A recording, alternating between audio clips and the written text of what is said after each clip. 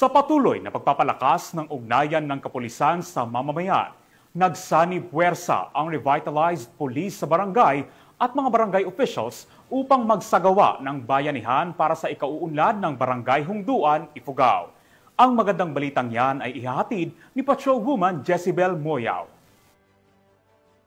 Isang matatag na diwa ng bayanihan at pagkakaisa ng komunidad ang umusbong matapos magsanib puwersa ang revitalized police sa barangay team sa Hungduan, Ifugao noong Oktubre 25 at 28 ng taong kasalukuyan. Ang grupo ay binubuo ng mga dedikadong tauhan mula sa 1501st Maneuver Company RMFB 15 at 1st Ifugao PMFC, katuwang ang mga opisyal ng Barangay Hungduan, mga guro at mga magulang upang isakatuparan ang dalawang mahalagang proyekto na naglalayong mapabuti ang edukasyon at kaligtasan ng komunidad.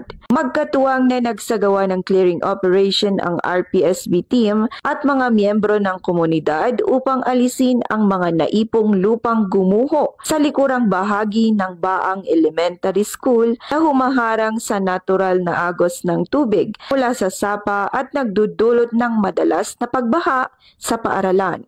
Bilang bahagi rin ng kanilang layunin na mapaunlad ang kabuhayan at kapaligiran ng mga kabataan. Sama-sama nilang pinahusay ang Barangay Daycare Center sa pamamagitan ng pag-install ng bagong bubong o extension shade na nagsisilbing karagdagang silungan at nagbibigay ng mas komportabling lugar para sa mga pag-aaral at paglalaro ng mga bata. Ang matagumpay na pagpapaunlad ng mga proyektong ito ay patunay ng pagtutulungan ng pulisya at lokal na opisyal, susi sa pag-unlad ng kabataan sa Hungduan, Ifugao, na isinasabuhay sa temang Bagong PNP para sa Bagong Pilipinas.